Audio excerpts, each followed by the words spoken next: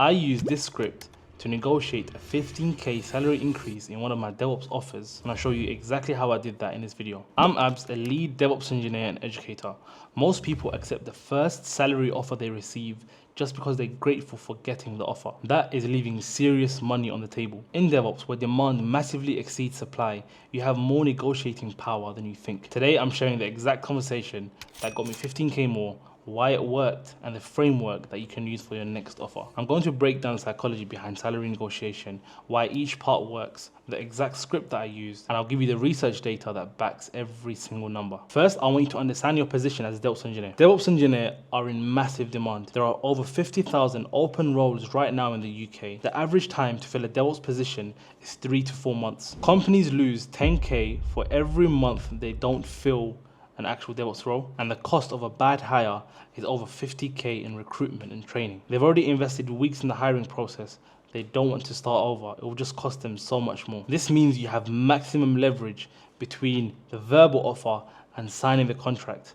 That's why you have to use it to negotiate. So I'm going to show you the exact email that I used after receiving the offer. So this is the exact email that I sent after receiving the offer, okay? So I said, "Hi Tom, thank you so much for the offer to join the company as DevOps engineer. I'm genuinely excited about the opportunity to contribute." And obviously we discussed the project on the call to a specific project that we discussed and work with the team. I've reviewed the offer details and I'm very interested in moving forward. Before I accept, I wanted to discuss the salary component. Based on my research of current market rates for DevOps engineers, with my experience level and considering my specific expertise, and obviously I mentioned the tools, Kubernetes, AWS, and Terraform, I was hoping we could explore a salary of, so the original offer that they gave me, I added 15k on top. Now this is the key detail, okay, this is the key part. Given my track record of reducing infrastructure costs by 30% in my previous role, 200k annually, there's a reason I mentioned this and I'll explain why in a second. And my experience scaling systems similar to yours, I believe I can deliver significant value from day one. Would there be flexibility to discuss this adjustment? Right, I'm happy to jump on a call to discuss further if that would be helpful. Best regards, Abs. Right, so this is the email that I sent, and I'm going to break down why this email works every single time, right? And even if it doesn't get you the exact salary that you're asking for, they will budge, right? They'll give you something close to what you're asking for. So you're always leaving money on the table if you don't ask. Now there's a reason emails work better than calls. There's a reason why I said email them instead of giving a call to the hiring manager or the recruiter. This is because you can craft your message carefully. You can take time doing your research. You can write out a proper message. They have time to read it, and there's also a written record of communication. So now I'm going to break down why each part of this email was very crucial. The first part was thank you for the offer. It starts positive, it shows that you're grateful and you're professional. The second part I said was I'm genuinely excited. It confirms to them that you want the job and it reduces the fear that you might walk away. Then I said based on my research. It shows that you're not just asking randomly, but you've actually done your homework. Then I said my specific expertise in X, in AWS, Kubernetes, Terraform. So it ties the request to the value you bring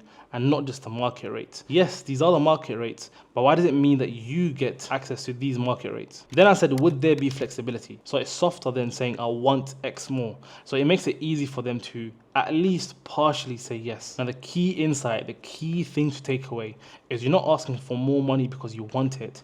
You're asking for more money because you can prove that you're worth the extra money you're asking for. So I keep mentioning, I've done the research, I've done market research, but what does it actually look like? The first thing I always do is look at Glassdoor. I look at Glassdoor salary ranges for similar roles that either at their company and in general for that specific DevOps role I'm going for. I've also separately had discussions with some recruiters just speaking about the market rate. Now those recruiters don't know the reason I'm asking is because of negotiation, but they were still more than happy to give me rough ranges. I even use LinkedIn salary insights for my location for London, UK. And the other part of the data is my specific value, not just the market research. Market research is one aspect, but why does it mean that they have to pay you that much? What value do you specifically bring? So I spoke about some of the value in the interview and in my CV. I'm just reiterating that to remind them, look, this is why I'm worth this much. So saying things like reduce infra costs by 30%, which was 200k annually, that automatically gives them an idea of what I can do for them. If I'm saving 200k for a company, what's an additional 15k to my salary when I'm saving them a massive amount of money? So I talk about my expertise in their tech stack.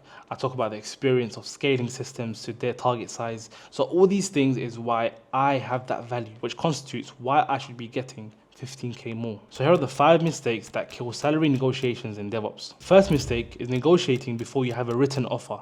Make sure they commit first. The second mistake is making it about personal needs. I need X amount of money more because of my house or my kids. This doesn't work, right? Make it about your value. That stands out more to them. Now, this might be a bit of a random one, but the third mistake is asking for round numbers. Asking for 60k more sounds arbitrary. It doesn't sound like you actually thought about it. Asking for 58k sounds like you actually did your market research, you've done your homework. So it's small things like this that affect the psychology of the negotiation. The fourth mistake is negotiating too many things at once. So for example, let's say the role was in the office where you have to go in 3 or 4 days a week, right? And then you're also negotiating the salary. So you're negotiating too many things. You're negotiating for fewer days in the office. You're negotiating for more holidays. You're negotiating for salary. So naturally, it seems like you're asking for too much. And sometimes it's all or nothing. Sometimes they might just say all or nothing. They think you're wasting their time. And the fifth worst mistake you can do is being afraid to ask. The worst that they can say is no, and you're not any worse off than before. Remember, you actually have leverage because they've decided that they already want you, right? So negotiation is about finding a number that works for both sides. So if you want more gems like this, we have weekly sessions in our CoderCo DevOps Academy.